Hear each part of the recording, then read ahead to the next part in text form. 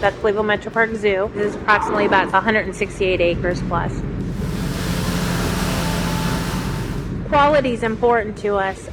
Primarily, we want the guests to have a good experience here. We have lots of things for them to do and see, so it's important for me to make sure that the pathways and the park is clean.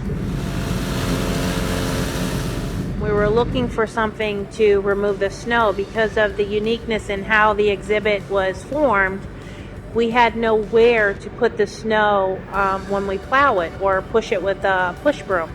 So I had talked to a friend who had mentioned the Ventrac and took a look at it there and really, really liked it. It gets into those areas that we can clean out, that we have to design specially so people can see animals in different exhibits here.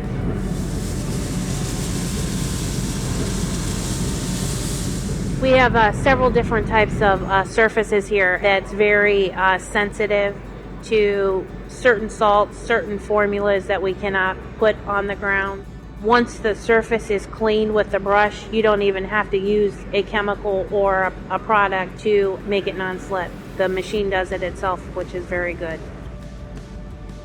As soon as we had it here, I knew it would work. Such an easy machine to run. It's very versatile. It's just a very efficient machine.